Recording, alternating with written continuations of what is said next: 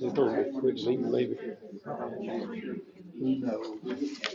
Nobody knows, but the shadow knows.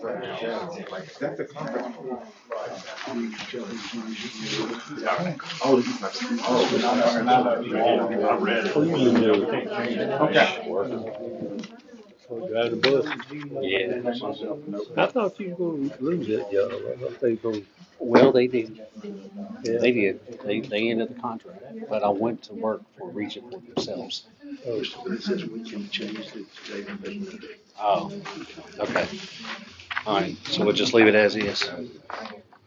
what's the date you want to change? Billy said it's not gonna matter. So just leave it out. About what? Huh? Oh, it's not. It's 6 o'clock? I'll handle it. Is everybody ready? Not Everybody really. here? All right. Good evening, ladies and gentlemen. Welcome to the Horn Lake Board of Alderman meeting. Like we say, good government depends on the citizens being involved, and thank everybody for being here, especially right before the holiday. At this time, I'd like to call on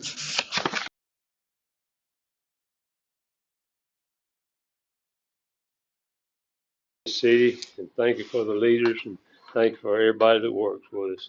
And thank you for our citizens that see things getting better and better every day. And thank you for blessing us with that. And thank you for the holidays that we have, that everybody might be safe and have good holidays, and be with all those that are sick and help them get well. In Jesus' name we pray. Amen. Amen. All right, please stand for the Pledge of Allegiance, led by Alderman David Young. And salute. I pledge allegiance to the flag of the United States of America and to the republic for which it stands, one nation, under God, indivisible, with liberty and justice for all. Thank you, sir, and thank all of y'all. Hey, thank you. You got your Oh, that's nice. Who does? Glenn. Glenn? For your dog cat. All Thank you. right. Crossbow wouldn't vote. Roll call, please, Miss Julie. Alderman Klein, Here. Alderman Bledsoe. Here. Alderman Guy, Here. Alderman Bostic, Here. Alderman Johnson, Here. Alderman Dupree, Present. Alderman Young. All right, we have a quorum. Number one on the agenda is the vote on the municipal docket. Do we have a motion? Mayor, Alderman Geis. I make a motion to approve the municipal docket. We have a motion by Alderman Geis. Do we have a second? Second. Second by Alderman Bledsoe. Is there any discussion? Roll call, please. Alderman Klein, Aye. Alderman Bledsoe. Aye. Alderman Guy. Aye. Alderman Bostic. Aye. Alderman Johnson. Aye. Alderman Dupree. Aye. Alderman Young. Aye. All right, motion passed with 7 in favor, none opposed. Number two is the consent agenda. Do we have a motion? Mayor, Alderman Geis. I make a motion to approve the consent agenda items A through R.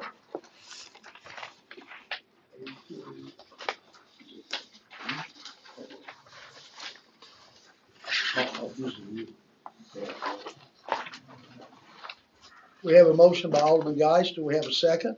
Second. Second by Alderman Young. Is there any discussion? Roll call, please. Alderman Young. Aye. Alderman Dupree. Aye. Alderman Johnson. Aye. Alderman Bostic. Aye. Alderman Guy. Aye. Alderman Bledsoe. Aye. Alderman Klein. Aye. Motion carries 7 in favor, none opposed. Number three is the claims docket. Do we have a motion? Mayor, Alderman Geis. I make a motion to approve the claims docket, general fund, $514,891.10. The library fund, $25,320.99. The economic development fund, $16,979.22. The utility fund, $35,431.64, for a total docket of $592,622.95. We have a motion by Alderman Geis. Do we have a second to the motion? Second. Second by Alderman Dupree. Is there any discussion? Roll call, please. Alderman Klein, Aye. Alderman Bledsoe. Aye. Alderman Guy. Aye. Alderman Bostic. Aye. Alderman Johnson. Aye. Alderman Dupree. Aye. Alderman Young. Aye. Motion carries 7 in favor, none opposed. Number 4 is special gifts and presentations. Do we have any? Number 5 is planning. Mr. Andrew, this is all yours, sir.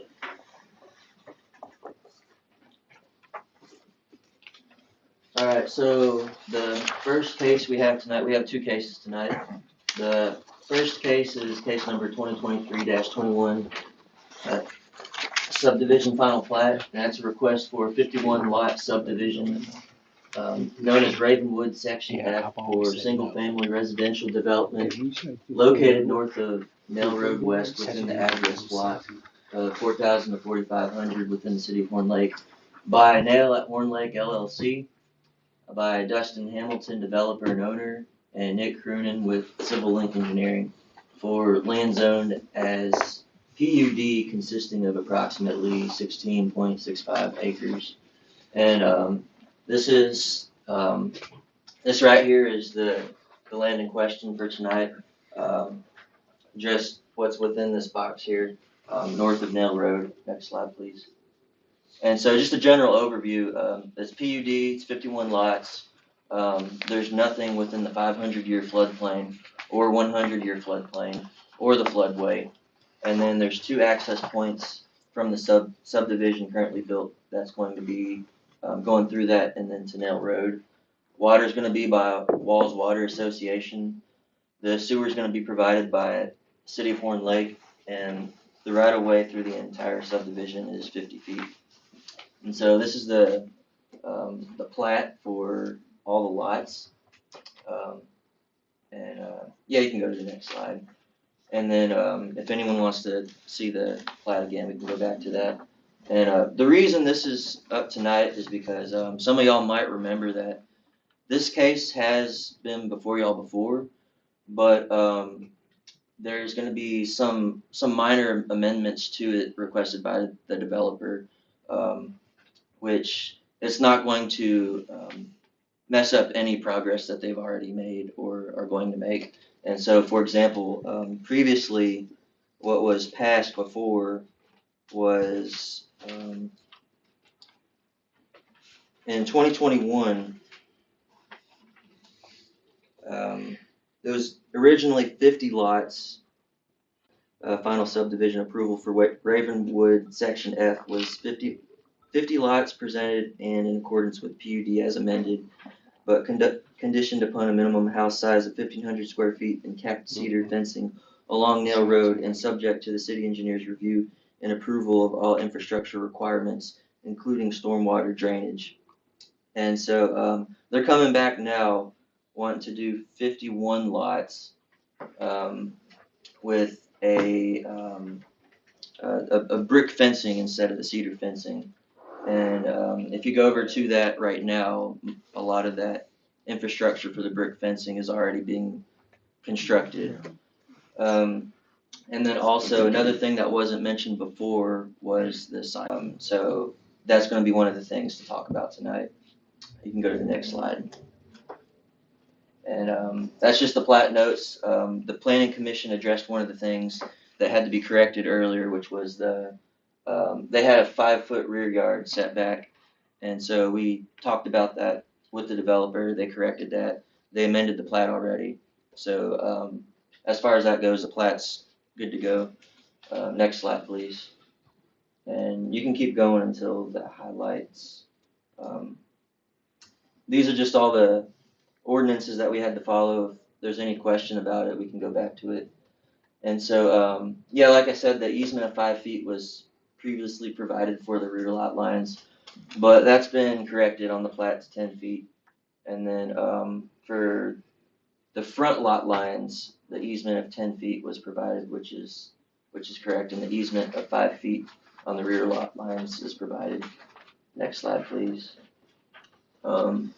There's no permanent natural streams within the subdivision, so we don't have to worry about any environmental issues with this particular area.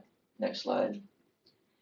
And then, so this one is about the streets. So the streets shown on the plat will extend, not having any lighting or house at the end to kind of signify that that is the end of the street. And like we're not proposing for any like dead end signs or any of those ugly red and white slash signs. So that's all that that particular ordinance is talking about. It's kind of too late to completely change the design of that because the asphalt is already laid down.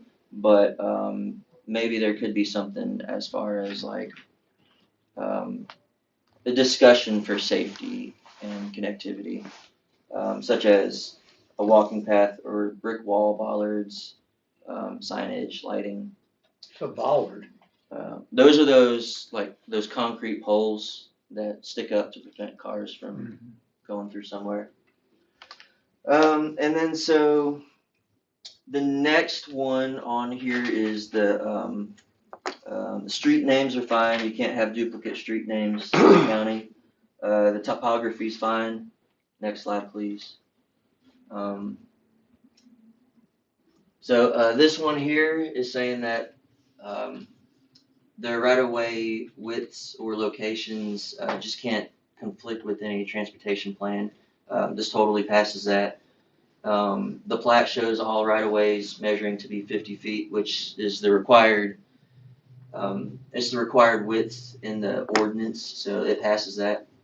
Next slide, please.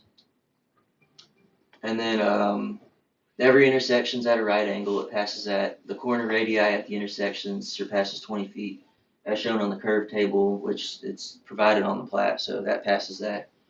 There's no street jogs proposed on the plat, so it passes that. And the proposed cul-de-sac does not exceed 500 feet in length, and it has a radius of at least 50 feet, also listed on the curve table, and proper access is provided for all the lots. Next slide.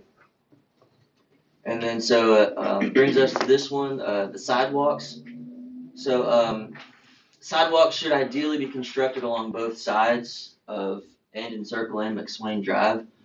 Based on the wording of the chart, the roads platted are technically considered local streets, which may be presumed to count as minor streets. There's kind of a bit of a discrepancy between the wording and the ordinance on that. As opposed to urban arterial, scenic arterial, and collector streets, which thus require sidewalks on at least one side as a bare minimum legal requirement. Although ideally it would be better for the value of the neighborhood and the quality of life and practicality for it to have sidewalks on both sides. Next slide, please. And this brings us to the possible motion. Everything else was either corrected by the Planning Commission or we worked with the developer to correct all the previous mistakes. And so the only thing left for tonight is a possible motion to either to approve this plat as shown in the eastern portion of the subdivision, but also upon the east sides of Andon Circle, Manchester Drive, Banyan Drive in the subdivision, but also beyond the subdivision in the north of the properties of 4421, 4333, and 4147 Loudon Drive to provide connectivity with Ravenwood sections D and E subdivisions. And the reason why it's there's this extra bit right here. So when the Planning Commission heard this case, we presented to them to just simply do sidewalks on both sides, but the Planning Commission, they spoke a long time about this, and they proposed this wording right here, which is basically going to do it on one side, but also come up and connect to the previous parts that were already built. And so we did talk to the developer after the Planning Commission meeting, and we asked them what's the most feasible for them, what would they prefer, and they told us that they actually preferred what recommended, and that's that presentation. Thank you, Mr. Andrews. Does anybody have any questions for Mr. Andrews? Alderman Dupree. As far as that dead end, there's not gonna be a turnaround. So if there was a fire and a fire truck had to get down through there, ambulances, there's nowhere for them to turn around. If I can, jump in, Sure. Julie, can you, go up to the plat drawing? So there is a turnaround, Okay. and it does pass all the cul-de-sac dimensions requirements. So it passes everything in the ordinance as far as the size and the width of the cul-de-sac. Okay, so there will be Yeah. a circle, but just no houses. Yeah, the thing that I was just kind of trying to get to was, you see the line ends right at the end of the property line, Mhm. and there's not going to be any houses here, and it's just an empty field here. Gotcha. So it kind of might appear to look like a dead end. Okay. But, as amended, but conditioned upon a minimum house size of 1,500 square feet and capped cedar fencing along Nail Road, and subject to the city's engineer review and approval of all infrastructure requirements, including stormwater drainage. And, that one passed, 1, 2, 3, 4, 5 to 2. So. Okay. Yeah, I believe that was one of the first, That was y'all's first meeting. first meeting I that believe we had. It's If That's- I'm mistaken. It's been so long, but I think it was that the only reason was that all the other houses were that size. If I remember right, Mhm. we didn't like it, Yeah. but all the other houses were that size, so you would just have one road of bigger houses. Right, I remember that now. Yeah. I was the Yeah. one that voted no on it because I. Yeah. Okay. They have garages on there? Yes. Okay. So the third is, do you know how many streetlights are gonna be up down the streets? I do not know about the number of street lights, but, we could reach out to the developer and ask about that. And Yeah. type of streetlights. Right, and please do, because we've got a problem with our older subdivisions not having streetlights, or enough streetlights. There are a lot of dead areas, or dark areas. It's just a safety issue.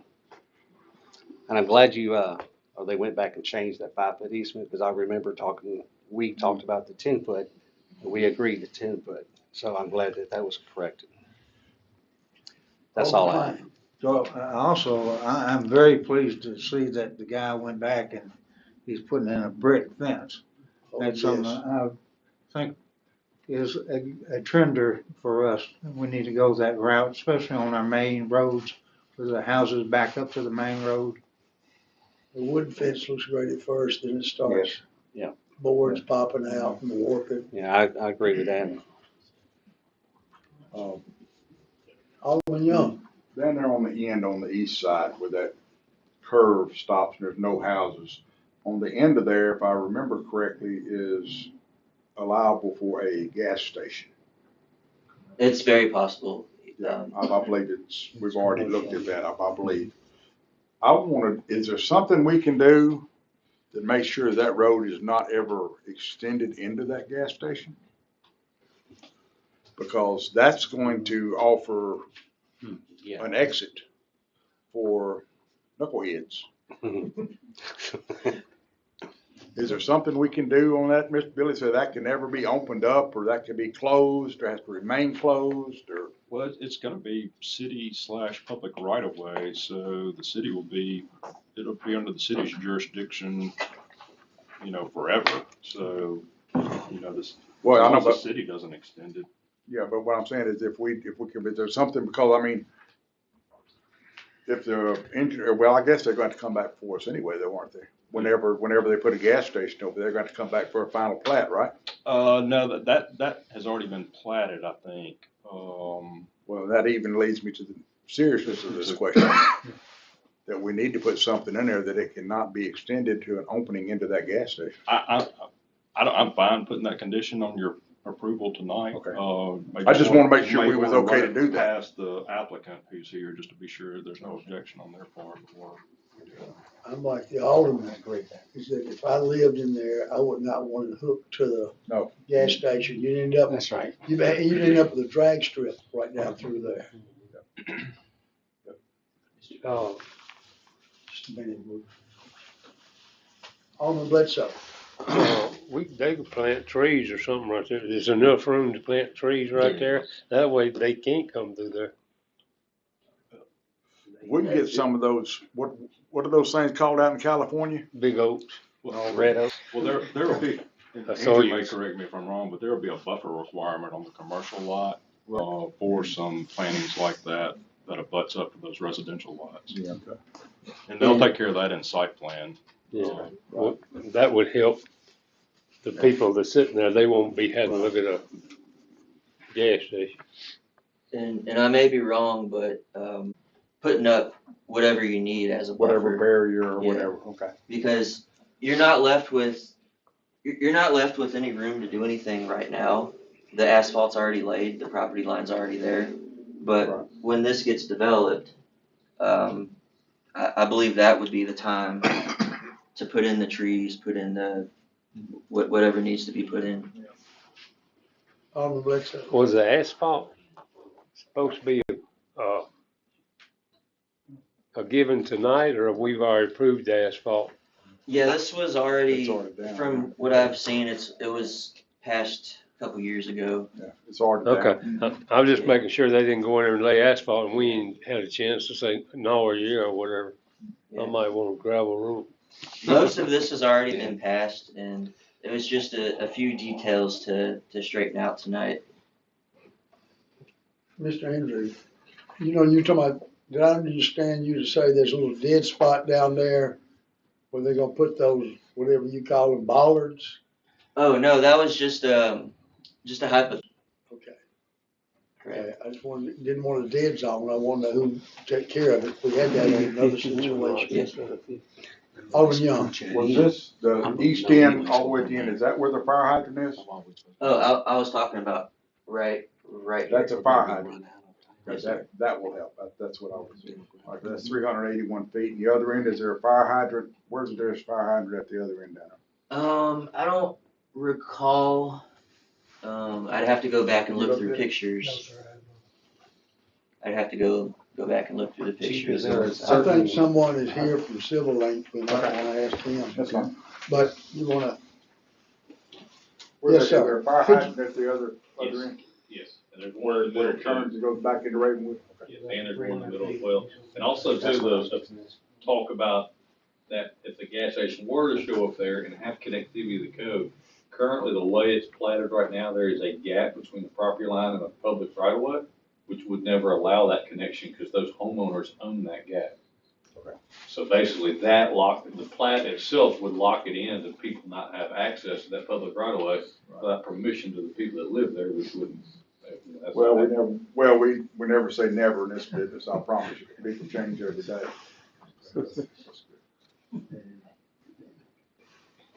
You got an HOA?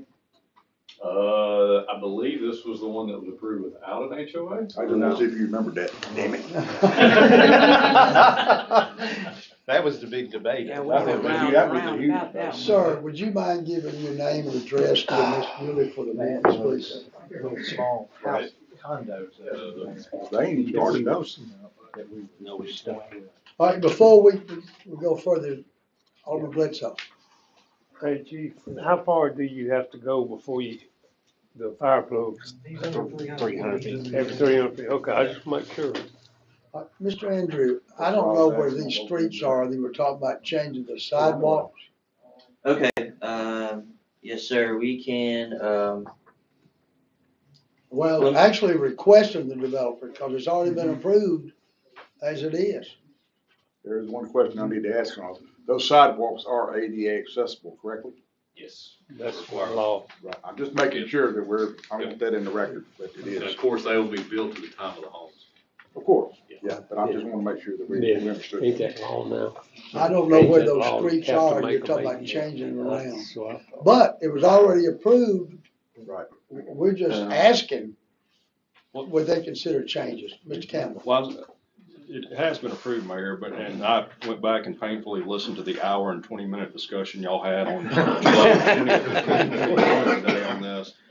And Mr. Barber was here, acting as planning director then, and he pointed out that our ordinance, like Andrew said, only requires, these are minor local streets, only requires it on one side. And I actually drove through Ravenwood before I came tonight as well, and all of those streets either have no sidewalk or have a sidewalk on one side. There are none of them that have them on both sides. So we left 2021 with an approved subdivision that was going to be developed under our current ordinance, which was sidewalk on one side. So if they agreed to do it on both sides tonight, certainly the board can approve it that way. That's what y'all are doing, right? We're agreeing to make, with the city's help, we did agree at the planning commission to make the connection to the previous phases. Cause that's the one issue is if we do the whole section one-sided, you won't be able to connect to the north. So there's every single stub street would have a 150-foot gap. So we are agreeing to make that connection. So you're gonna go the extra mile. Not the both sides everywhere, but one side Where, and then the where it connection. makes sense. That's right. Well, see, you're gonna put them on the east side of those lots on the north side of McSwain. Which we would have handicap ramps to cross the intersections and Okay, then, so you're just gonna run it out to the intersection, let them cross diagonally and, well, we would make sure that that crosses and tees at one of the intersections. So it would almost, we would have crossings on two sides of the intersection. I don't know if we're talking about the same thing or not. Okay. Like right now, y'all got a sidewalk built right here Mhm. and right here. And you're talking, what we're talking about is you're gonna build a sidewalk on the east side of these two lots here. Well, actually, you're gonna build it on this side, aren't you? So we would have a sidewalk running down this whole side, so a person would be able to go there, there, Gotcha. there. Okay. So, Anything else, Mr. Campbell?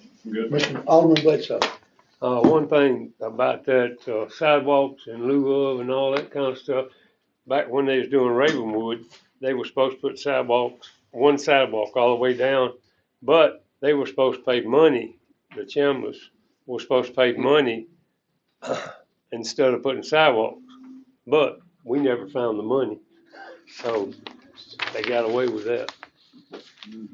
Well, that was don't even wanna really go down that road again, Tommy, but that was not a sidewalk in lieu of payment, that was a park. Right, yeah. In lieu of. Mm-hmm. But anyway, the money got lost somewhere.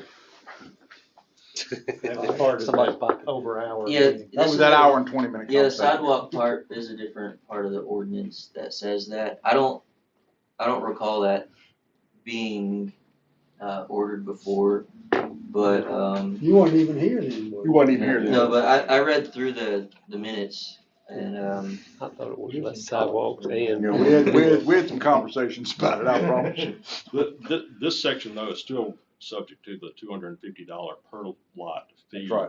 of part, and so that's still part of this. Okay. It just, it's I times just don't- 51 now instead of 50. I don't wanna get stuck again. But before we turn this over to Mr. Nick, does anybody else have any questions for Mr. Andrew? Mr. Nick, it's all yours. You want to? Well, I'd just be glad to answer any questions. You bring a check with you tonight?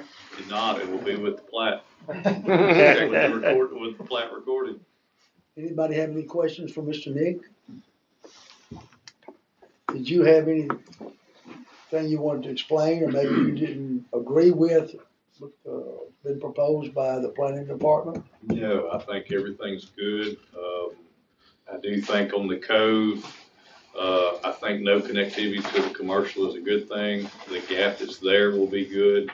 As far as any barricade or bollard, I think a landscape buffer that would be required by the commercial would provide that at a later date.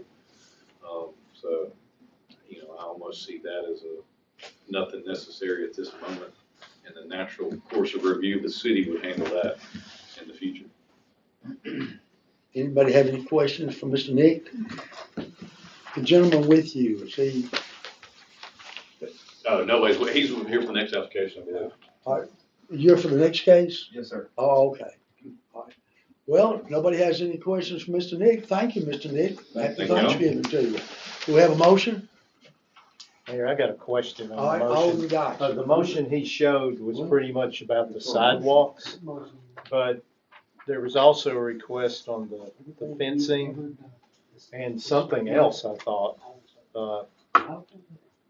Changing it to brick and, wasn't there something else? Fire plug, I think. Well, the 10 foot, 10 foot the is still 10 fine. foot and So the reason I left the 10 foot off of this motion is because they've already revised that.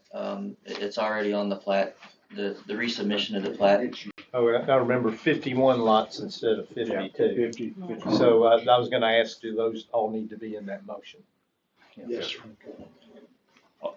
And Along, then- okay. along with, I think you also need to include the 1,500 minimum square foot, because if y'all may recall, this is the PUD that actually says a 1,300 square foot minimum, and that was part of that hour and 20-minute discussion that we had a couple of years ago. Oh, before, what about street? Can send them a drawing, but anything's gotta be approved by the city. Thank you, sir. So that's up to the city requirement. Alderman Box, I mean. All right. Where'd he move? We usually, after the subdivision goes in, Public Works goes in there and, we define how many lights, that we think are needed out through there, and then we propose that to Energy to have the lights set in. So he's out of it. Yeah. Okay. All right, if there's no more discussion, do we have a motion? Mayor, Alderman Boston. I make a motion to approve case number 2023-23 SDFP, request for the SDFP at Ravenwood Section F, consisting of approximately 16.65 acres located north of Mill Road West in the 4,000 to 4,500 block, with the conditions of moving from 50 houses to 51. The size of the houses going to no more than 1,500 square feet. no less. No less than 1,500 square feet, and the provisions that were made by the planning commission as far as the sidewalks. And if I missed anything, what was the last one? 51 lots. I did say that first. Yeah. If I missed anything, Billy, fill me in on all that, and I think I covered it all. All right, we have a motion by Alderman Bostic. We've got a second by Alderman Klein. Is there any discussion? Roll call, please. Alderman Young, I'm gonna say no because of 1,500 square feet. Alderman Dupree, Nay. Alderman Johnson, Aye. Alderman Bostic, Aye. Alderman Geis. Aye. Alderman Bledsoe, Nay. Alderman Klein. Aye. Motion carries 4 in favor, 3 opposed. Thank you. Just a Thank you. quick question, Mr. Billy, since this was already approved at 1,500 square feet, did we have changed it? They'd have to agree to it. Yes, sir. Because the board at that time agreed to 1,500 square feet. Well, and way back when, the board in 2003 agreed to 1,300 square foot, and before then, the county agreed to 1,250 square foot. So all that was in the county when we did all this negotiating. So how do we back up and? Thank you, Mr. Nick. Happy Thanksgiving to you and your families. Yeah, thank you. Thank you, sir. All right. You don't on an existing PUD. Alderman Johnson, you okay? Yes. Okay. That's what took us. Cole, Yes. One of the did you, Good luck. have you got that blanket, Mr. Andrew, to pass out? Throw it on. Put it on. Which we had to do on multiple shots. All right, letter B. Involved in that whole area. All right, Mr. Andrew, you got letter B. All right, Oh, well, excuse me. Thank you, sir. This is a public hearing, which I now declare open. we have case number 2023-225 RZ. This is a request for a zoning amendment from the C1 Neighborhood Commercial District to the M1 Light Industrial District at approximately 6480 Hurt Road by Stanley Thorne, landowner, and Chance Walker with IPD engineer designer, consisting of the western 1.04 acres plus or minus of a 2.5 acre parcel. This address number is unofficial and unassigned as of October 24th, 2023. So we have the vicinity map with the zoning, and what we're looking at right now is, what's gonna be in this parcel right here. If you look on DeSoto County GIS right now, it's showing this whole thing, but it's already been split. And so, what we're focused on tonight is the fact that within one parcel right here, you have a portion of it zoned as M1, and then a portion of it zoned as C1. And so, what the developer wants changed is just to make the entire parcel M1. That way, they can, they don't have to worry about having different uses on some imaginary line on their property. Next slide. And so that's just a description of the different zones. Next slide. And then these are just the regulations discussing how to go about this. Answer a bunch of questions, basically defending why it's okay to rezone. And first thing they addressed was traffic circulation. And so if you want me to go through this, let me know, but they addressed adequately the traffic circulation, the neighborhood impact, the zoning compliance and need, the demand on public resources, the relation to the comprehensive plan, and the buffers. And so when we looked at all of it, including the improvements, the phases of development, when we looked through it all, it didn't violate anything in the zoning ordinance. It didn't violate anything with the codes. And there was no negative impact that we saw. That area in general is already industrial. I probably could have included a zoomed out map, but that whole strip there is industrial. And so basically, this is making the rest of the parcel match with all the other parcels around it. And so here's a possible motion. If you want to go back through any of that, let me know.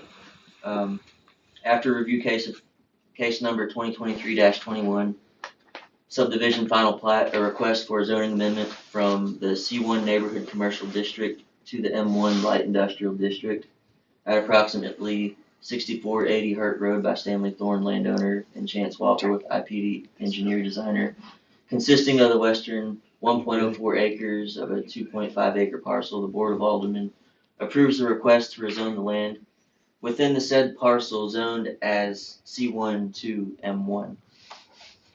Well, I want to thank you for providing all this information if the alderman needed to see it. Yeah, I know it's in the packet, we read the packet, but I appreciate you having it available but not going through it line by line at the meeting. Anybody have any questions for Alderman Young? Mr. Judy, would you go back to the, overlay or the drawing, please, with the M1 and you said something right there, please. You said something very interesting there, Andrew. You said that they wanted to be M1 like all the rest of the property around it. So what I was referring to, if I included the zoomed out picture, all of this right here and all of this. I understand it, but you look right next door to it. C1. C1? Look right across the street. So, okay, if y'all are going to explore on the other side of the street, there is residential. No. Over this way. Down this way. Just one. This way. Mm-hmm. That's C1 as well. So it's zoned as C1, but I foresee this potentially also going the same way. I mean, it's tractor trailers. This is all. Does C1 allow the storage of tractor trailers? It can. So, but it doesn't prohibit it. So, Julie, can you go to I think down one slide. So this is the general basis for the classifications of these. And so the C1 district is intended to provide for retail shopping for everyday needs and personal services to serve the surrounding residential areas. Mm-hmm. The permitted intensity of land use within the C1 district is designed to minimize adverse effects on adjacent residential property Generally, the C1 district is appropriately established at the intersections of major streets within residential districts. So you could argue that the intention was there, even though it split the parcels, the intention could have been there to not ever have industrial cross that line and I'm have it not only worried about be. across the street, I'm talking about next door and the other way, where we're looking at doing M1, giving this guy M1, I'm not opposed to him having M1. I'm just saying, if we're gonna do M1 there, we need to have M1 in that whole area adjacent to him, that's lateral to where he's at, that whole area needs to be, because those trailers are parked in the C1, which is not allowed, not for storage. If they go in and come, if they come in and go out, that's one thing, those trailers hadn't moved in 4 years. I'll have to go back and look at. So I don't have a problem with being M1, I'm just saying we need to find out why the other ones are not M1. Because we ran into this on Goodman Road, if you remember correctly, where, that Crazy Deals is or whatever, the back half of it was M1 and the front of it was C2 or C4 or whatever the hell it was. And we couldn't, well, we're running into the same thing right here. This is exactly the same scenario. And if we do this guy for M1, then we need to get a hold of those other two guys, which I think Titan owns across the street, or did own it, or whatever. That's where, Dover was, yeah, but it's Titan Industries or whatever. So, I mean, we need to get with them, and all that needs to be the same. And the reason that is because those roads coming in and out of there, they're gonna have to take 82,860 pounds.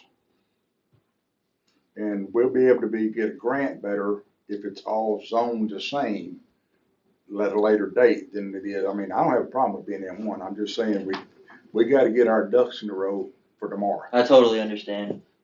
This Okay. is just what the developer presented to us. Which is fine. I don't have a problem. I'm just saying we got to get our ducks in a row. We're gonna need some money to resurface that road. And if we got M1 and C1 and C4 and C3 and all this other junk in there, we're just barking up the wrong tree. I'll say the planning department sees both sides of that. Sure.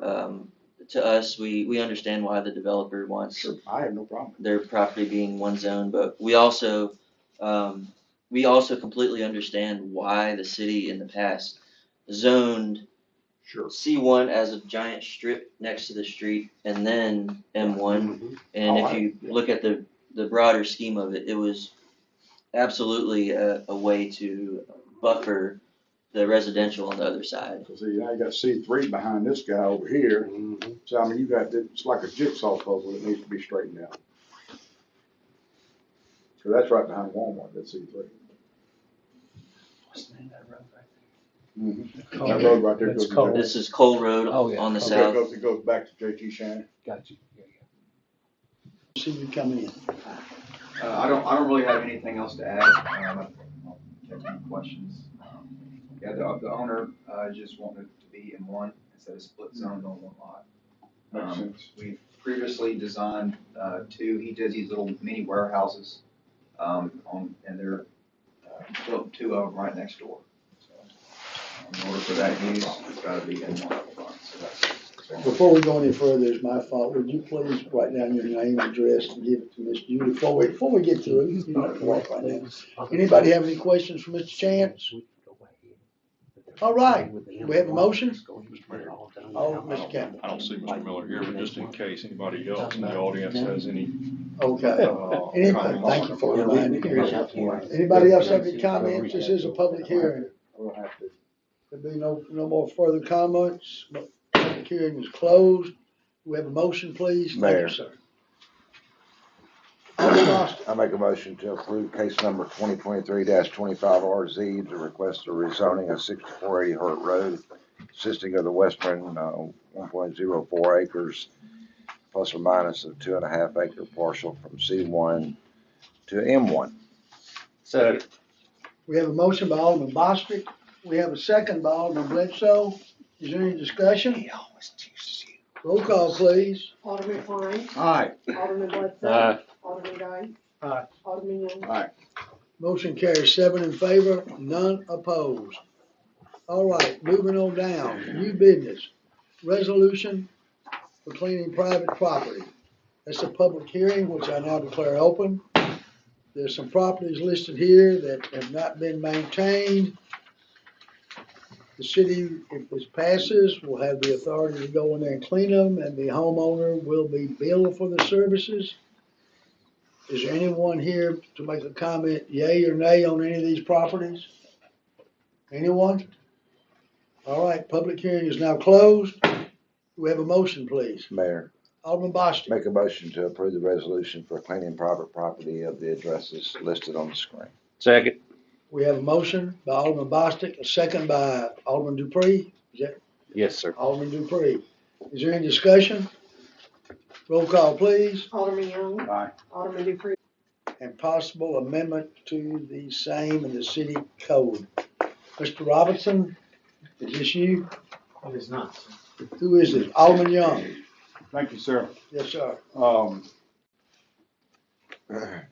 of our 6 wards in the city have issues with this. I know you have the same problems I got over there. And we've gone down, I certainly know you do. Ms. Johnson, yeah. Some of us may not know what you're talking Oh, about. I know. We didn't get any You got that paperwork, right. so I'm kind Oh, of. it's been in your packet, it was in here. It was listed on here, but there was nothing in our packet with section, Yeah. chapter 38, section 8. It's right there. Well, I sure didn't, That wasn't in? Yeah, I those sure are didn't my- see it. I'll let y'all, Anyway, what- anyway, go ahead. Go I'm ahead. sorry. What this is traffic and vehicles I didn't see it. in our city that are sitting on the side of the roads that are Amen. broke down. As a matter of fact, I had a record drop 2 cars on Mayfair It today. was there. I'm sorry. Drop two. They put 2 junk cars on the side of the road in front of a house and drove off. And they're still sitting there on Mayfair. It's amazing. Anyway, what I've done is I've gone through here and I've looked at some of the things that I've observed in Ward 4 that I think would benefit Ms. Johnson, Ward 3, Ward 4, Ward 5, and Ward 6, which have the biggest problem with this. We have people that drop their cars, like I just told you about. We have people that park their cars on the side of the road and decide to repair them for months on end. We have cars sitting there without tags. We have cars without the correct tags. We have cars that have no windows. We have cars that have no tires. They're in driveways, wherever they are. And it just seems like that some people do not understand Horn Lake is not a dumping ground or a repair center. Our roads are not for repairing vehicles. Now, if you read this and what I've done, and this is all just for conversation and for everybody's consideration, we don't allow tractor trailers or trucks that are over 10,000 pounds. And that includes hot shot rigs. Okay, and if anybody's not familiar with what a hot shot rig is, that's a dually pickup truck that's pulling the trailer, whether they're hauling air conditioners or whatever. They're over 10,000 pounds. They got a US DOT sticker on them. That includes rollback records. That includes all that. They got a US DOT sticker on them.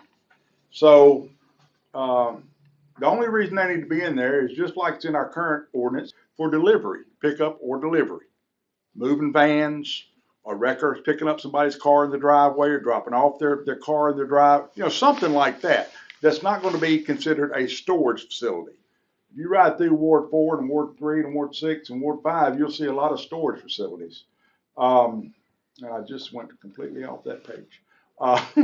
But It should be 143. another issue is inoperable vehicles that are sitting on the side of the road for over 30 days. Now, I know this falls under the police department as well as code.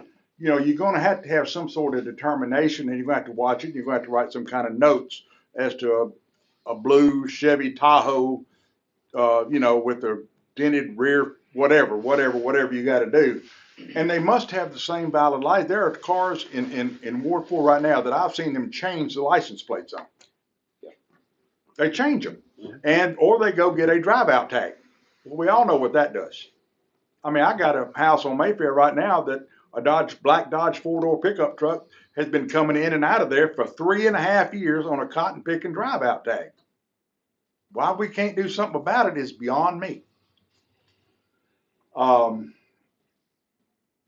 Property includes street or highway, that they shouldn't be doing that. On-street parking does not constitute the use of repairing a vehicle, storing a vehicle, or mechanical repair for more than 12 hours a day.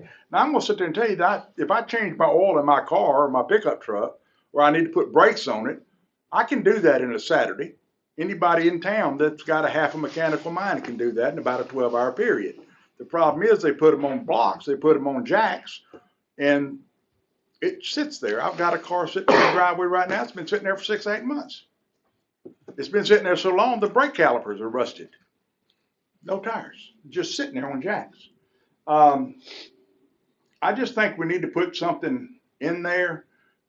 There's a clause in here about the extension cords. We have on the corner of Collins and Horn Lake Road, there is an individual that's renting a house there that has 2 travel trailers in their backyard.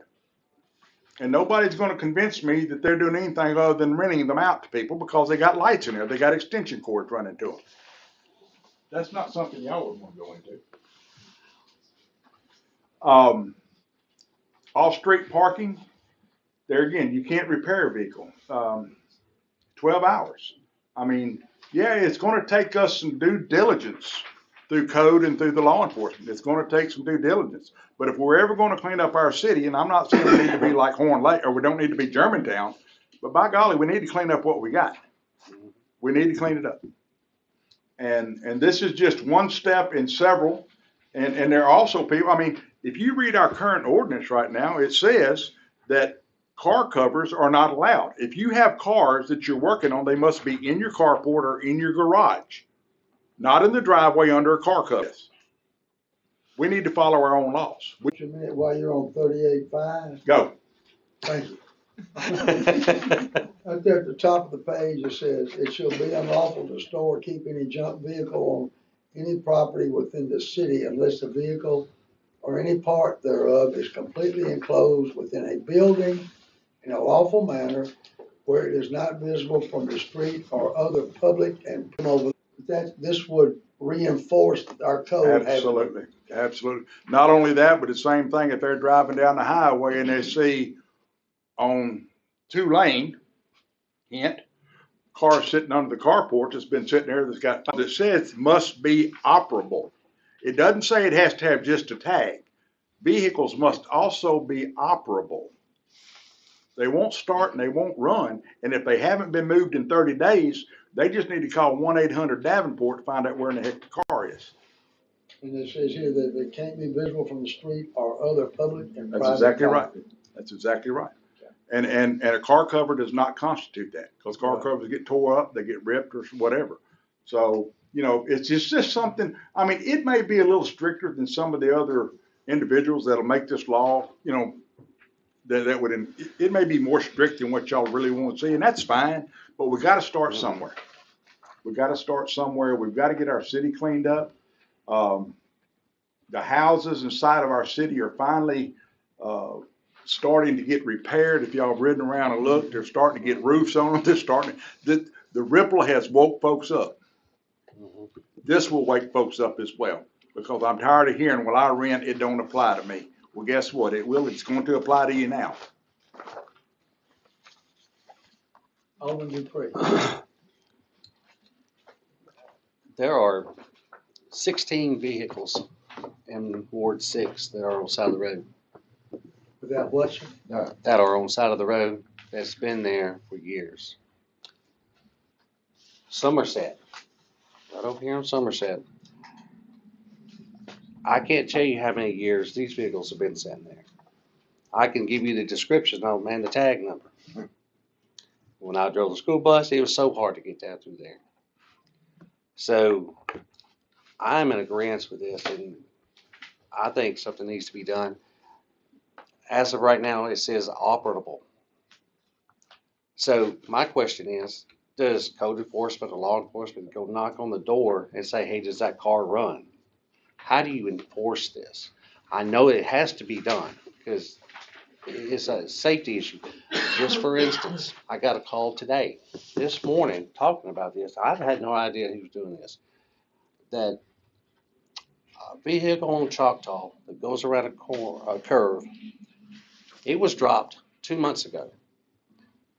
The lady was going around the car. Another car was coming, and she had already made her move. This car did not stop, and she literally had to whip around it because this car wasn't stopping. So I mean, it's a safety issue more, just like it is, being ugly. It's a safety issue. That's a very good point, and this is a question I guess for Mr. Billy, or for Chief Pullen, or for Mr. Don, or Mr. Andrew, that if you see a vehicle parked there, how do you go about determining that it will start? Do you have to get the owner's permission to go out there and request That's it? the only way, Mayor, is to ask them. But what we're getting is a lot of, I don't have to go out there and start it. I'm telling you. We get a lot of this. And, most of it is in the rental property section, where we have rental property. So comply with it, and then we sell it. But I can say this, with just 2 officers through the whole city, it's become very difficult to cover the whole area. I'm bringing on 1 more officer, who will start on the 27th. That'll give me 3 to cover the city.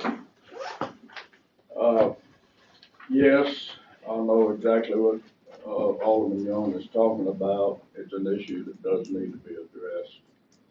Because, in my daily, I try to travel the whole city at least 3 times a week, so I see all this. And, it is an issue that needs to be addressed, taken care of. But in some of these codes, we need more bite to it. I will say this. We're fixing to adopt the 21-19-11 program, which will be kicked off in the first of the year. I think you will see a big difference in the way things are done and the processes we go through to have it done. Because the 21-19-11 has a lot of bite to it. Would you not agree, Billy? It can, yes, sir. Yes, it can. So, and so we all agree that this is the way to go. It'll be a lot helpful and give us a lot more bite.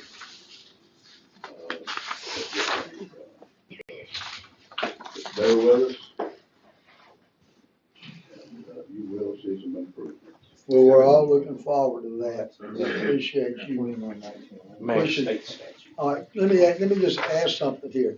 Before we go off walking, I still didn't get an answer about the car sitting there and you wanna find out if it's operable or not. How do we get to make that? We don't want code or the police to get into trouble over this by towing somebody's car if it did start. So what do I think Mr. Don said that on his first time. He said you basically have to have the owner's permission. Yeah, but then he said they tow it after 30 days. Well, he said they would tag it and give them so many. We tag it and give them so many days to comply with the code violation. Mayor, I'll say junk vehicle has several different definitions. That's just one. And that, no doubt, is the grayest and the hardest. But usually you can find one of these other things that vehicle will fall into, which is doesn't have a valid license plate, tires are flat, leaking oil. Those things qualify as junk vehicles, regardless of whether it runs or not.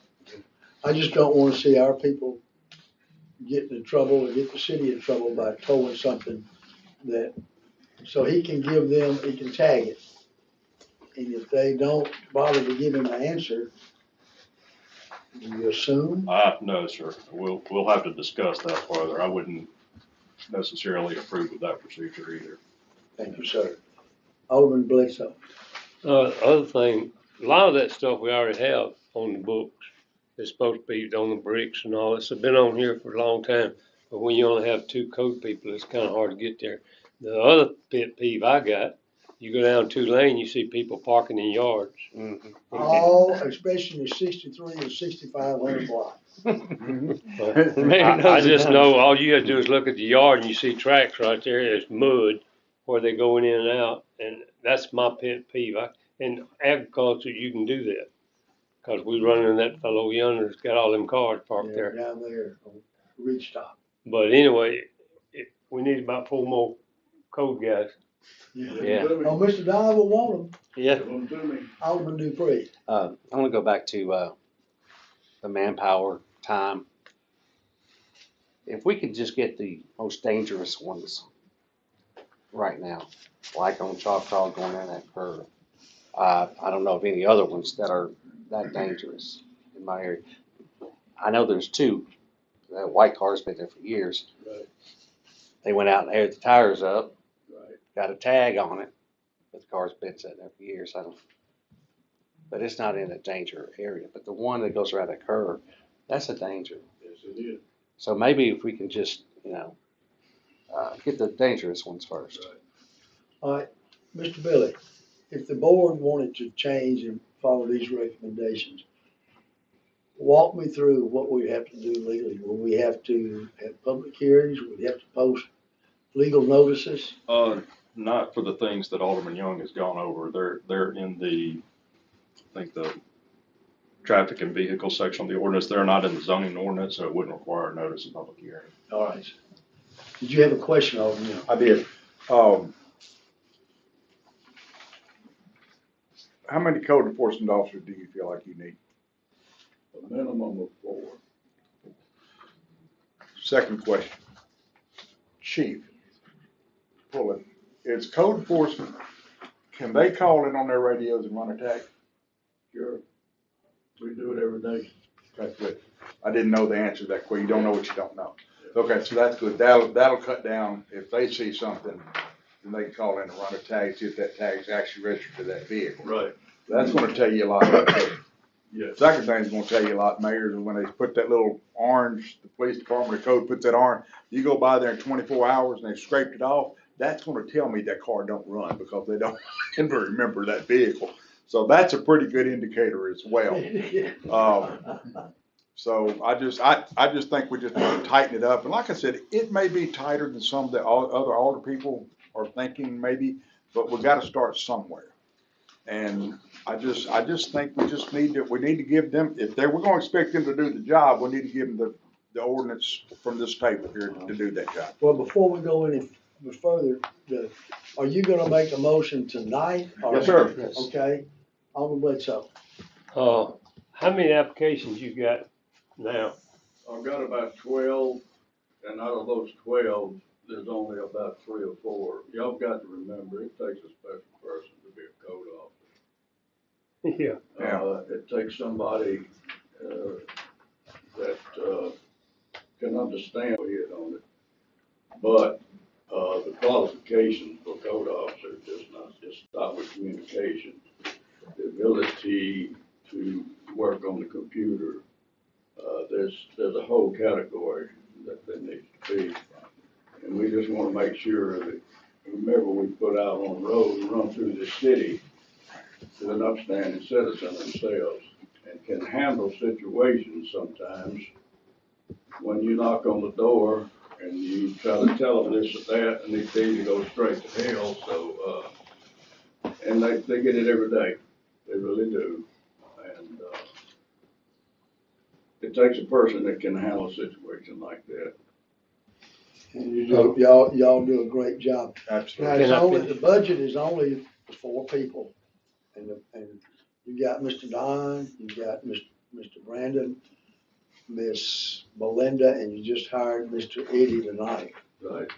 So, That's I know next year, and Mr. Don's he's aware of this, because he's already said, he has to deal with what he got. And it's 4 people in the budget.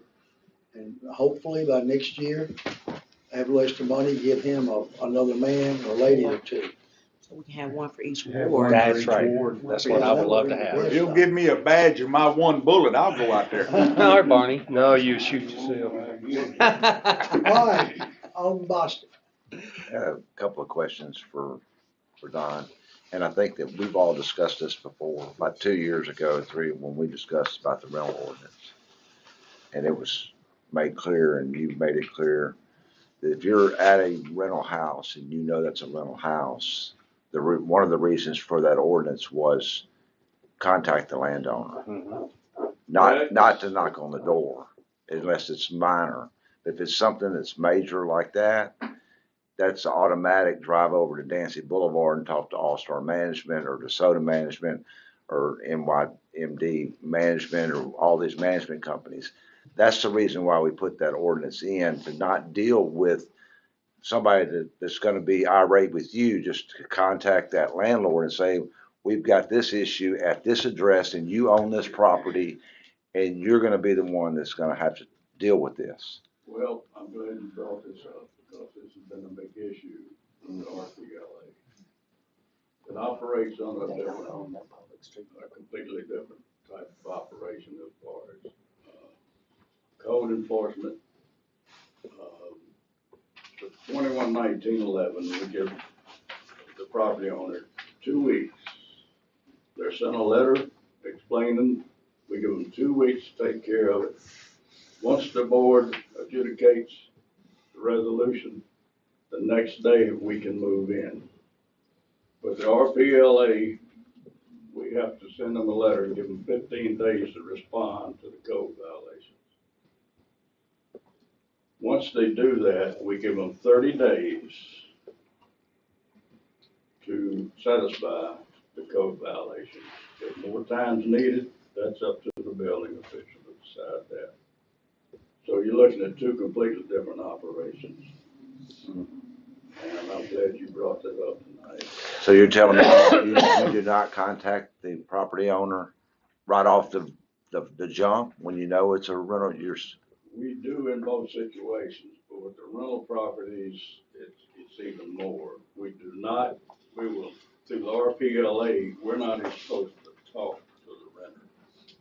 We deal with the property owner only. That's what I'm saying. So when you realize that house is owned by DeSoto Management or whoever it is, Exactly. you go straight to them and call them and say, such and such address, here's the violation. Well, we don't call anymore because all it gets promises when we call. We send a letter, my code officers will write the violation. They will bring it back to me at the day's end. By the next day, we're sending letters to the property owners of the violations. Give them 15 days to respond back to us what they're gonna do with these violations. So, it's two different operations, but, it's code that's gonna have to handle that, that's for sure. But I just want y'all to understand that RPLA is, it's on, y'all voted it in. And, it does state in the RPLA that the mayor and the board of aldermen are to appoint a building official. We don't have an appointed building official right now. I've said, if it's once gives to me to appoint me as a building official, I will accept it. To police and provide over for So do you have recommendations where we could tweak that RPLA? That we could make amendments to that to straighten it up? Because all the rental companies are supposed to have a brick and mortar in the county. So to send a letter from here over to Dancy Boulevard, it sounds like you could just drive over there and hand it to them. And that way they don't have to wait 5 days to get it in the mail. Well, the problem is, we have people that own these properties, the bigger companies that live in California, out west, into the east. It's like we just can't hand deliver anything unless they're just local. Or some of them don't even have a representative, which is required in DeSoto County to represent these big conglomerates that own all these properties. And I'm talking to people that own 200 or 300 at a time. Right. So hand delivering anything to them would be impossible, so. Oh, I understand that if they're, but I'm saying they're supposed to have a management company here in DeSoto County that manages those 300 houses. Absolutely. And if they're not doing that, they're in violation of that, and they're to be fined for that and continuously fined for that until they do get that taken care of. Absolutely right. Okay, That's how it's written, yes. I don't think it has to have a management company in DeSoto County, they just have to have a registered agent, A registered which agent. represents Registered the, whoever it is, because a Point lot of of these, contact. yeah, a lot of these. or a point of contact, where Yeah. rental, Right, property point. management, point of contact, whatever, there's supposed to be somebody here that we can deal with in If we DeSoto can County. find them first, because we've mailed out lots of letters to Arizona, New York, Right. California, all over the country, and they come back as, return to sender, Right. we never see them again. We call numbers, they go straight to voicemail. We've sent emails, we've contacted lots of companies who have just, it's like they don't even exist. So we can't even find a registered agent for some of these. And so when we ask, the renters, if, they would be kind enough to tell us, where does your money go? A lot of them, they pay rent, and understandably, a lot of them don't really understand like where the money goes. They just know they're living there, they pay the money. So They're sending the check to somewhere. Yeah. right, so when we call those numbers, we don't get a response. And, we've talked to some people and say, have you tried contacting your owner? And they say, oh, same thing happens to us. If, one of our pipes burst or something, they treat us the same way. So, it's something that we're working on right now. We're still in the phase of finding a lot of these owners, which is why, and unfortunately, a lot of these companies that are the ones doing the violations, we can't even find who owns these yet. Well, I know they have a water bill in their name. So we do talk to utilities, Mhm. and it's the same thing with they still exist, the money still goes somewhere, but when it comes to physically reaching a human being, it's like there's no human being on the other line. And so like when it comes to the RPLA, the way it's designed, we need a point of contact. We need a person to. Well, that's why it was, they were send supposed to the do all letter. that in the process. How far are we along with all those properties? Well, let me say this. Tammy, she said within 2 weeks, she can give me a completed list of addresses and property owners. And, that's gonna help, that she has already contacted, and been in contact with, because she has to, so that she notify them about collecting. And there's no way to prove what percentage of people we've already identified. We don't know if it's the majority. We don't know if we're at 60%, 70%, 80%, 30%. She's been working like a Trojan though. Let me ask Mr. Campbell this. All right, so they can't make a point of contact. But I'm like Alderman Bostic and y'all, they're mailing their money for rent somewhere. There's gotta be an address somewhere. But if you can't make a point of contact, if I was sending a letter, I'd send it certified mail. Make sure it have a time limit on it. And after that time, the city, the board, could order the repairs or the work done to that place, and then the fees and the fines could be put on the tax lien. Is that correct?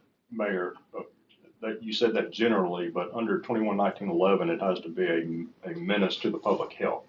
So it has to be something more than just a crumbling driveway or a broken shutter or peeling paint. We are not going to go in and make I was those. hoping for a broken shutter or. We're not going to go in and make those improvements under 21-1911 and assess it as on the taxes.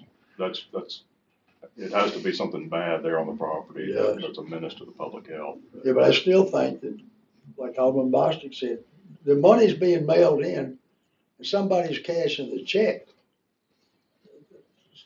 Maybe they just don't want to give you who it is for fear. So we're still trying to identify, and Tammy's still doing this work right now. She's been doing a great job at this because there's so many of these out there. And so we feel like we may be reaching a point soon where we've identified what we can identify, but we're just gonna need to find the point where we're comfortable that we've identified all the rentals that we can and go from there. We're looking at, around 2,000 rental properties in the city right now. I'm surprised it's that low. And they've each got to come in and, do the paperwork, and that all takes time. So it's very, very time consuming. Alderman Dupree. I would like to go back to your original question or statement. Contacting the homeowner for the vehicle on the street. Just a question. How can you, the vehicle is not in the yard, it's on a public street. How can you tell that person, the owner, tell the renter to move this vehicle off the public street? That's just a question. Well, that just First is off- answered right here. And one of the issues that I just put, they got 12 hours. Yeah, If they're working on it, I think Alderman, back to his question, I think if I'm the landowner, I'm gonna say, look, if he's got an illegally parked car on the street, go tow it under your ordinance. exactly. Is what I was. Exactly. I mean, that's answered right here. And again, it goes back to if they give you permission to go out there to start the car. Well, we're talking about a, dismantled wreck, Right. clearly inoperable. Four vehicle. flats. Yeah. Now, if it's on the street, we can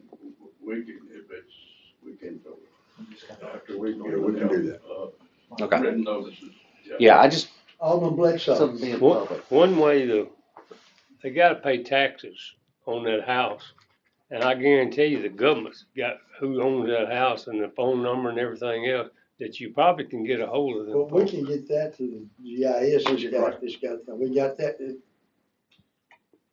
ain't usually somebody they can't find them, but it's got the address, it's got a phone number, but a lot of times that phone number is not any good, cause I've tried tracking it down on other issues, and it's just not there, it hadn't been updated, and that comes from the county.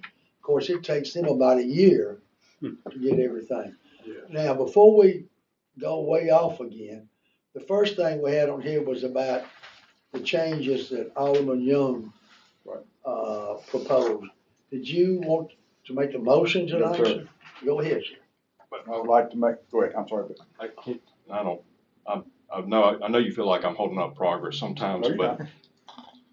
some of these I don't have any issue with. Some of them, if we could tweak it just a little bit, maybe they'd be okay, and some of them I have questions Well, we about. don't have to take any action tonight. if that- What I was gonna suggest, maybe you and I and police and code can maybe meet and kind of iron out those We can things certainly- before you take I'll action. make a motion, we table it until that recommendation Mr. Billy just made. Yeah, we'll just put it back on the next. It's agenda. That'll be fine, I'm certainly open to that. All right, Alderman Boston. I just have one quick question.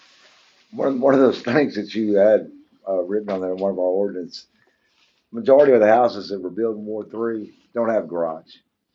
And if they had a carport, they're closed in. So they have nowhere to work on their car. But they We're can- talking all of Ward 3. But they can do it within 12 hours. I understand that, but I'm saying there may be a car in a carport there longer, as long as it's got a tag on it and it can be cranked. It may need a brake job and they can't afford it. It may take Well, them then 30 days, That's where they come up and. Well, that's work what that I'm out. saying, Yeah. but I'm saying not everything's gonna be in a cover. And you No. are gonna have people that put covers over their car because they don't want people to know what's under that, because some of them are nice cars and they're like, well, I'm gonna put my cover over my car and that way they don't mess with my car. Well, I understand that, but I can think of one individual that used to sit in his seat that has had a car in his driveway forever that I can remember with a cover on it, and the damn thing's got 3 fenders and a rear end missing. So, I'm just saying, How many times has it been tagged? None. Exactly. so that I know think just of. one? But I'm just Look in the saying, you know, backyard. is it perfect? That's what I'm saying, whatever the amendments or tweak we need to do, we might need to ease up on some of them, And make that's, them and stronger that's, for and that's the what I other. said, I have no problem, massaging this a little Well, bit. You that's know? what Mr. Campbell suggested. Let's Yeah. just wait, Right. let them talk it Let's over, get then together. come back to y'all Okay. and Yeah, say. that's perfect. That's good. I'm good with What's that. next? Now, I guess that finishes that up. Do we have any citizens' remarks? No, sir. None. Mayor, Alderman correspondence. I want to thank everybody for everything you've done. I want to wish everybody a happy, safe Thanksgiving. Oh, I ain't either. What? Low battery. I want to wish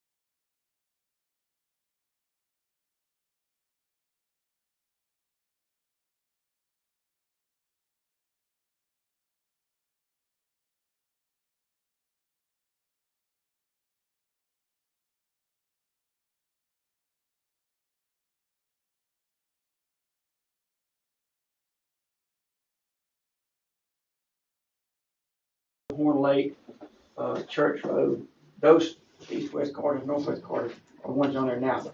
Interstate Boulevard is not. And so I'm talking to them now to try to get that on there so that we can possibly, that street will be able to be funded by MPO grants. So we're kind of taking that off of our street management program as far as doing it with our $3 million every year. Looking forward to maybe trying to get this grant money from MPO to do that. So just want to let you know that that's in the making. And also, while we're at it, there's some other streets we want to try to add. That's 2-lane and Horn Lake south of Nail, down to Church. Because they're not on the functional classification map either. All right, Alderman Bledsoe. And, they're gonna, if they get on their fence, you go down Interstate Boulevard, you do this number. Yeah. They're gonna drill down and get to the bedrock, so it won't be in that clay. That's what. No. Well, we'll have to look at it and see. Yeah. First of all, that road's been there for a long time, and hopefully the settlements that's happened there are already happened, But we'll take a look at that when we get to that point and take some boards to see what's down there. And if anything needs to be done below the base material. But if they do, that's a major overhaul. Yeah, that's what I'm saying. I don't think they went, over 3 feet going down when they did all that. Because they was in a hurry to get their money and get out of here. Imagine that. Then you're gonna need, bedrock's a lot further down. Yeah, I know, they went 3 feet, not enough. Kinda like That one of bridge these- by Horn Lake Creek on Goodman Road, they do around 95 feet. But it takes a road from now on, and it looks like we're gonna have big trucks going down through there, so. The world's largest gas station. No, it's just like the one in Green Tea. Yeah. It's just a gas station. All right, Mr. Drew, do you have anything for the board? No, sir. The Christmas lights look great. Thank you. Anybody have any questions, comments for Mr. Drew? Again, many thanks for the sponsoring and working with you and the MH school for the turkey giveaway. Yes, sir. Mr. Andrews, do you have anything else for the board? No, sir, I do not. Anybody have questions, Mr. Andrews? I got a couple. All right, sir. I guess, after we got what was on the agenda tonight, I guess Andrew's gonna be answering questions for that department, for planning. Yes, sir. Okay, and the first one will go to him, and the second one will go to you, y'all kind of going together. I was just curious, like, Football Corner, CBS, why isn't there a sign there? Why isn't there some kind of something there saying what is going on there? So, we did talk to the developer about that at the beginning of the process, and, we asked her, do you wanna put up a sign? Where's your sign? We asked the same questions. And so, while we were asking the questions, we looked in the ordinance and we noticed that, we didn't find anything requiring a business to have a sign. And so when we asked her, you would think, how are you gonna be in business without a sign? Well, she's told us that, her business is so strong, it's all word of mouth. She doesn't need a sign. She doesn't think she'll need a sign now or later because she's been fully booked. And so, there's nothing we can do to force her to have a sign. And so I know it might kind of look awkward. It might look vacant on the weekends or whenever, but there's nothing we can currently do about that. I never knew that we did it.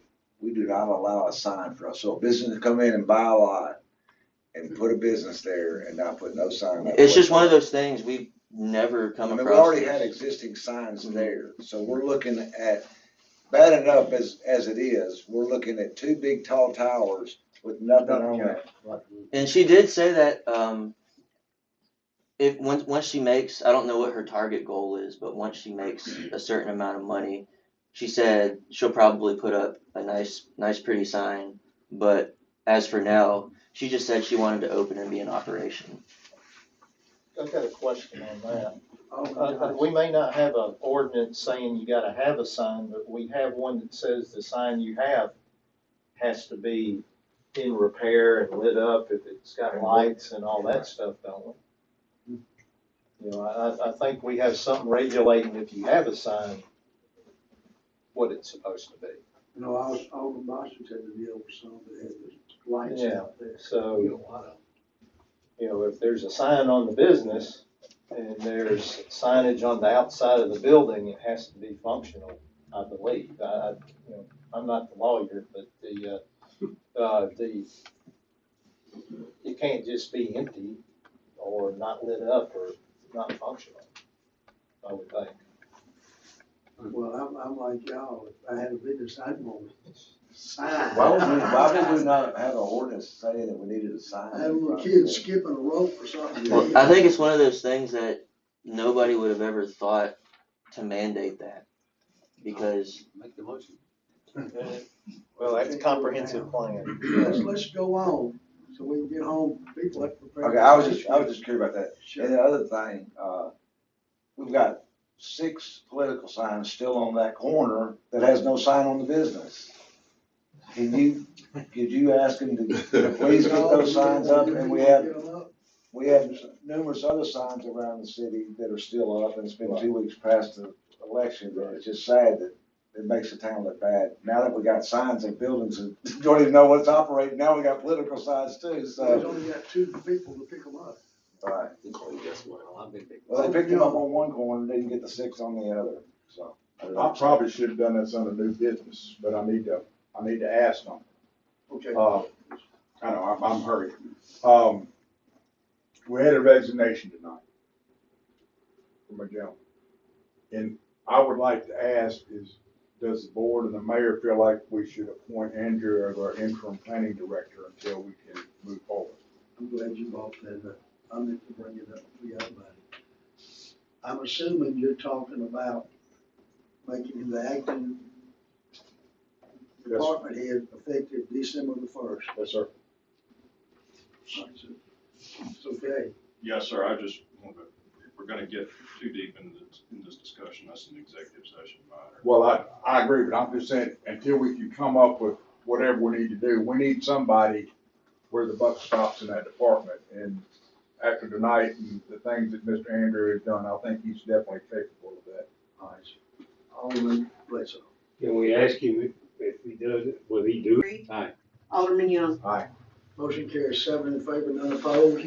Now, will you accept? I accept. Hey, Jim Sherman, Jim Sherman. What did Sherman say? Congratulations, you have more If nominated, responsibility. I will not, Accept and I will not serve. if I'm elected, I will not serve. That's all. It is our first successful grant that we are getting in now. We've checked into the microchips and we've got a good lead on some stuff coming with the microchips, really exciting. And for the last few years, everyone in the area has been working with Hollywood Feed, but no one has been doing it officially. So I discovered that little tidbit there and I signed this up officially. So we got our first check from them, from the donations that they are taking in on our behalf. It's for $20. But when people donate to Hollywood Feed at that specific store in South Haven, that money comes to us. So we essentially have a whole donation box there with them. And we get their products that are not being used as well. So very, very good time for us. But the most exciting part that I wanted to share with you all is I just made another deposit. And I think that I have now totaled about $2,300 that the shelter has brought in since October 1st. If memory serves me correctly, last fiscal year, I think we brought in about $4,000. So we are halfway there in only the second month. Oh, that's fantastic. So we are bringing, people are donating, and people are paying their adoption fees, all of them, all the time. And we're bringing in money because of it. So I just wanted to share that with Thank you you for all. the blankets. Yes, and please don't make me go home with these embroidered? blankets. So if anyone didn't get one, please get one. And if you don't have a puppy or a kitten, consider this what you're gonna have for your future puppy or kitten that you will get from the Horn Lake Animal Shelter and nowhere else. You do have something. And I want to let everyone know that I'm banned from the animal shelter Broadway Andrews has banned me from the animal shelter. He's got a volunteer doing all kind of work down there. He doesn't want me to come until it's completely done. So I'm assuming the board is banned also? Yes, and if I could just share this feel good for the holidays.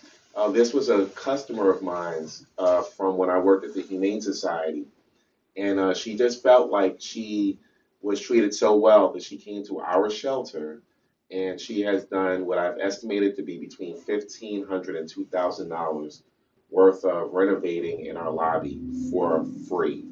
And she just did this because she just thought that she was grateful to you all for employing me with you. And She knew you were still here. She did. She did. She wanted to just pay back what she felt that I had given her with customer service. So there's nothing more wonderful than to know that you are in the right place and you're doing the right things, because it shows. It shows later on. So the shelter is looking amazing, and I can't wait to show it to you all, but I will wait till it's done. Thank you for all your Awesome job. doing, sir. Thank you, and happy Thanksgiving to everyone. Happy Thanksgiving, sir. Mr. Box, did you have anything? No, sir. Happy Thanksgiving, everybody. Be safe on the road. You going to board? Mr. Robertson, you have anything for the board? I want to thank him, lighting or something truck that we saw his station or whatever, the guy Stewart was bagging up. And I called him and he went straight to it. He knew exactly, and he's trying to get rid of it now. So, I'm talking about the lift station. Sewage is gone. Thank you, sir. That is all. Mr. Robertson, you have anything for the board? Yes, sir. I just wanted to pass this out for everybody to have, the board members. Mr. Michael Barnard with Shelter Planners of America did send that yesterday or today. It is a more detailed, very detailed layout of the construction document. Just line by line of what is being proposed. They've spent extensive time with Mr. Glenn, working over the documents and trying to fine tune every little minute thing from electrical outlets to light switches and everything else. So that's just for you to look over as we progress. We're getting the geotechnical study. They're going to bore like 8 spaces or spots on the location to figure out if the property itself will hold a animal shelter. But that is going forward. But that is a more detailed line by line breakdown of costs. You will see the total construction cost is about 4.9 million. You add in the soft costs, and I think it goes up about $1 million. But the construction cost for the facility that we've been talking about right now is 4.9. But that's just for you to look over in more detail when you have a lot of time, because I did those back to back. It is a pretty extensive document. Thank you, sir. Mr. Campbell, do you have anything? Mr. Mayor, I need to correct a misstatement that I made at the last board meeting when the board changed the hours for medical cannabis dispensaries. You asked me if notice and public hearing was required. I said no. I failed to recall that all of those dispensary regulations are in the zoning ordinance. So you did see the change as a board order in the minutes that we approved in the last meeting. But in order to adopt the ordinance changing those hours, we are going to have to go through a notice and public hearing process. I did correspond with the planning department last week about that, and I'll touch base with Andrew again next week about it as well. So you will see that again coming up, and we'll have to vote on it again, but I did want to make you aware. Do we need to amend the minutes from the last meeting? No, I know, I put it in there as a board order approving it. Okay. Before we adopt the ordinance changing it, we're gonna have a notice on that. Well, what about the gentleman? He's fine, Mayor. Since the board has already voted on it, I see the adoption of the ordinance, just being a formality. police are aware of that as well. They're aware of it now. They can open us up and close Go it down down. there and bother them. Okay. I think they're adjourned, are they quick? Well, yes, I do have one thing that, sometimes we forget this in a lot of, things that we do, but, it'll come back to me and AJ, later. You all approved, Andrew as interim, and we've done this before in different things, we've paid people out of class pay. I didn't know if you wanted to address, the pay, for Andrew, if you wanna address, because the question is gonna be asked to me and AJ. You don't say anything about it. Okay, out of class pay, everything. So, You want to raise? I just wanna cover all my bases. All Do right. we need to ask him? I mean, he said he would do the job, he didn't say anything about it. They did say anything about more pay. Hey, let's give it time to ponder and think about this. We're all sitting here writing this thing. I like it. Let the thing run. That would be. I'm thinking each minute saying, yeah, give me more money. If y'all want to discuss Mr. Andrews' pay tonight, there will be executive session, or if you want to do it at the first meeting in December. That's close, that's the December. I'll let everybody get home and not have to stay here any longer. I'm glad to accept the title change for this meeting, and I would like to think about the pay for next time. Is that all right with everybody? Sure. All right, a happy Thanksgiving to everybody, be careful going home. Do we have a motion to adjourn? Motion. Alderman Bledsoe, do we have a second to the motion? Yeah. Alderman Dupree made the second. Motion by Alderman Bledsoe to adjourn, second to the motion by Alderman Dupree. Is there any discussion? Roll call, please. Alderman Young. Aye. Alderman Dupree. Aye. Alderman Johnson. Aye. Alderman Boston. Aye. Alderman Guy. Aye. Alderman Bledsoe. Aye. Alderman Klein. All right. Thank you very much, ladies and gentlemen. We are adjourned. Happy Thanksgiving. Thanks for the Dan.